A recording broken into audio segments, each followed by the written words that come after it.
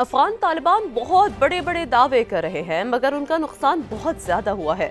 वजीर दिफा ख्वाजा आसिफ की प्रोग्राम नदीम मलिक लाइव में गुफ्तगू कहा, लोग कहते थे तालिबान से बात करें लेकिन हकीकत सामने आ रही है। वजीर दिफा का सऊदी अरब ने फौज की तादाद में इजाफा करने का ऐलान, जरूरत पड़ने पर गजा में फौज भिजवाने का इंदिया भी दे दिया। कहा, इब्राहिमी मुआहदे में शमूलियत की कोई तजवीज़ ज़ेर गौर नहीं। सूरत हाल जो बन रही है या बन गई है, तो मेरा ये जो जिस तरह पंजाबी में कहते हैं ये भी चाल आल है, अल्लाह फजल ने चाल आवा देसी, वो बड़ा बड़ा क्लेम कर रहे हैं। जो उनके सरप्रस्त हैं भारत में बैठे हुए वो भी बड़ा क्लेम करते हैं कि कराची पे कब्जा कर दिया, लाहौर पे कब्जा कर दिया। जो वो कीमत जो वो अदा कर रहे हैं वो हमसे कहीं ज़्यादा अदा कर रहे हैं। अफगान महाजरीन हैं, वो जिस थाली में खा रहे हैं उसमें छेद कर रहे हैं। तनूरों से लेके कंस्ट्रक्शन बिजनेस उनके हाथ में है।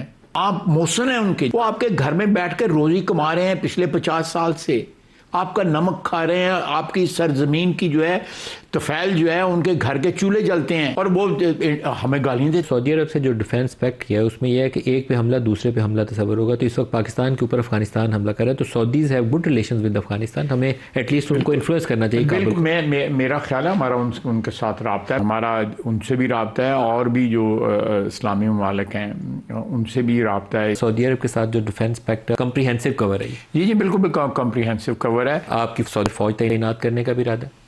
ऑलरेडी मौजूद है, हमारे पहले मौजूद है, उसको बीफ अप किया जा सकता है। गजा और फ़लस्तीन वाला मसला है, मुसलमान मुल्कों का बशमूल पाकिस्तान, इसमें क्या रोल है सिक्योरिटी में? आप लोग फौज भेजेंगे वहाँ पे, क्या करें? अगर ये जरूरत पड़ी तो जरूर भेजनी चाहिए। इस किस्म की सिचुएशन हुई तो पाकिस्तान जरूर फौज भिजवाएगा। ट्रंप साहब जो है उनकी पीस अकॉर्ड के बाद अगला स्टेप उनका ये होना है कि इंडोनेशिया, पाकिस्तान और सऊदी अरब तीनों को कायल करें कि इब्राहिम अकॉर्ड का हिस्सा बने। मेरा नहीं ख्याल कि हम किसी भी ऐसे अकॉर्ड में शामिल हों जो हमारे बुनियादी जो नज़रियात हैं उसके साथ क्लैश करे। और मेरा ख्याल है इस वक्त कोई इनिशिएटिव इस सिलसिले में हमारी तरफ से नहीं लिया गया, ना हमें किसी ने कहा है। लाहौर से खबर दें, जहां सिविल कोर्ट की 5वीं मंजिल पर आग भड़क उठी है।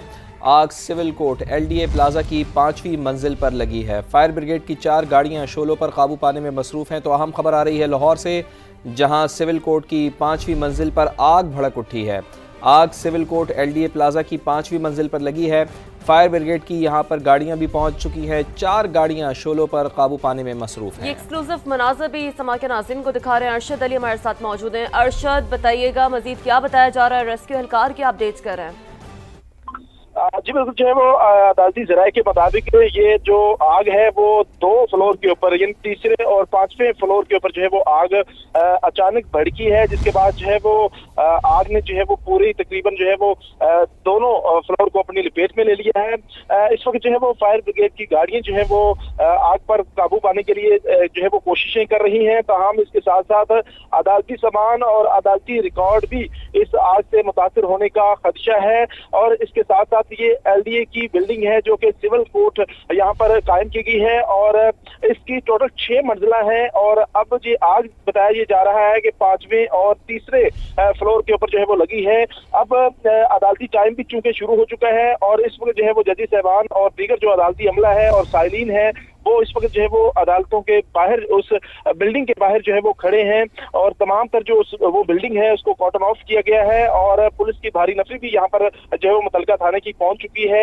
आग बुझाने की कोशिश की जा रही है। ताहम ये जो अदालतें हैं यहाँ पर थोड़ा सा मैं आपको बताऊं कि ये एक गत्ते के जो है वो सिस्टम के तहत जो है वो उनकी डिवीजन की गई है और यहाँ पर अदालतें जो है वो कायम की गई थी।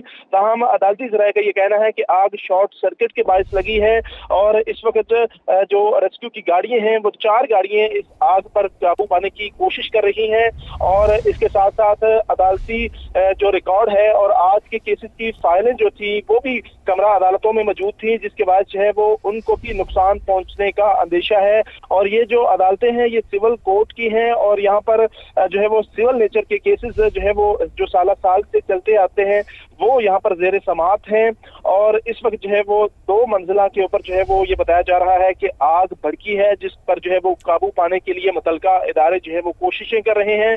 और इस वक्त जो है वो फुटेज के अंदर आप देख सकते हैं कि जो धुएं के काले बादल हैं वो बिल्डिंग से उठ रहे हैं।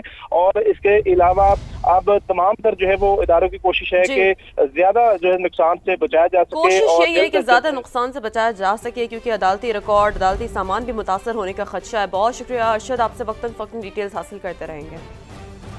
अफसोसनाक खबर से आपको आगाह करें, सवात एक्सप्रेस वे पर मालागंज के करीब खौफनाक हादसा। ट्रक खाई में गिरने से 15 अफराद जाम बहक जबकि 8 जख्मी हो गए। जाम बहक और जख्मी में खवातीन और बच्चे शामिल हैं। रेस्क्यू हुकाम के मुताबिक जख्मियों में से कई की हालत तशवीशनाक है। ट्रक में सवार तमाम अफराद खाना बदोश और ताल्लुक बहरीन से है।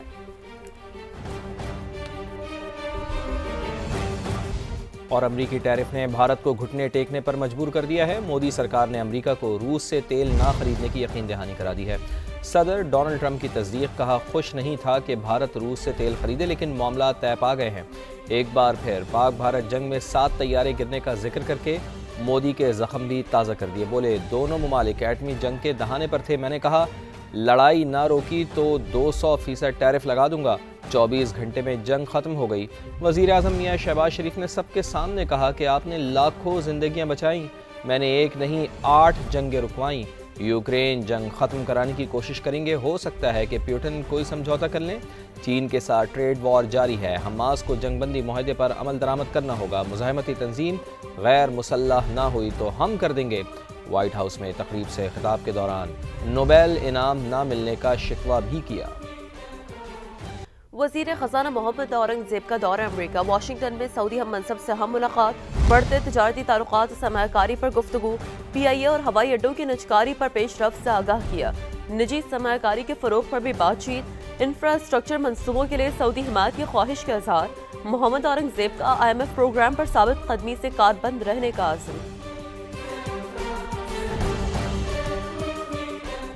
महंगाई के सताए अवाम के लिए रिलीफ। हुकूमत ने पेट्रोलियम मसनूआत की कीमतों में कमी कर दी है। पेट्रोल की कीमत में 5 रुपये 66 पैसे और हाई स्पीड डीजल की कीमत 1 रुपये 39 पैसे कम की गई है।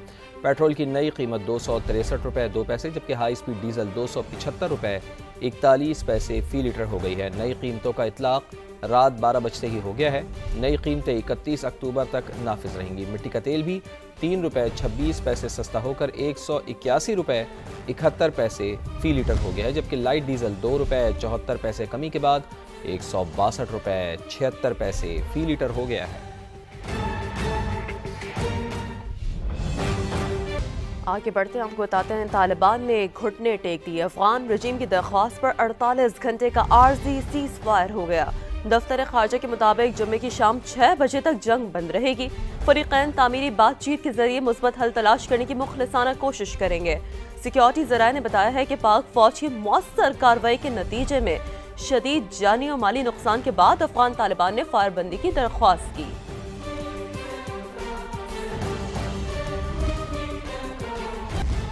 अफगान तालिबान और फितनतुल खवारिज को पाकिस्तान के खिलाफ जारियत महंगी पड़ गई। पाक फौज का दंदान शिकन जवाब। काबुल और कंधार में अफगान तालिबान और खवारिज के ठिकानों पर टारगेटेड कार्रवाइयाँ। बटालियन हेडक्वार्टर्स और बॉर्डर ब्रिगेड अहदाफ। काबुल में फितनतुल खवारिज का मरकज़ और लीडरशिप निशाने पर अफगानिस्तान के अंदर घुसकर दहशत गर्दों को मारा। पाकिस्तानी परचम भी लहराया। 3 किलोमीटर अंदर वाक़े गरनाली पोस्ट तबाह करके पाकिस्तानी परचम लहरा दिया। मुतअद्दिद हमले भी पसपा कर दिए गए। खारजियों की तश्कील मलियामेट कर दी गई। सदर मुमलिकत आसिफ ज़रदारी से फील्ड मार्शल सैयद आसिम मुनीर की मुलाकात।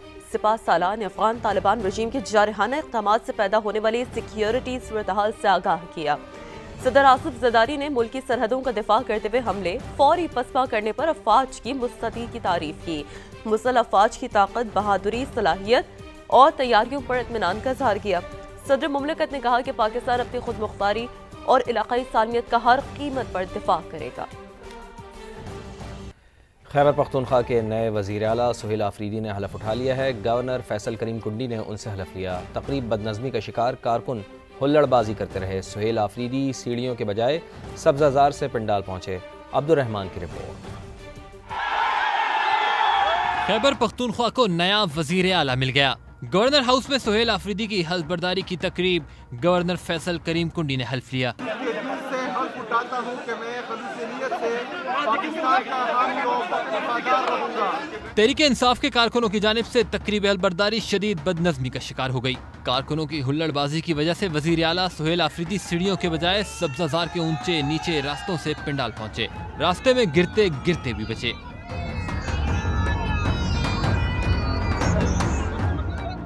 नौमुंतखब वज़ीर आला हलबरदारी के बाद सीएम सेक्रेटेरिएट पहुंचे, जहां पुलिस के चाकू चौबंद दस्ते ने सुहेल आफरीदी को गार्ड ऑफ ऑनर पेश किया। कैमरामैन मेहरान मुनीर के साथ अब्दुल रहमान, समा, पेशावर।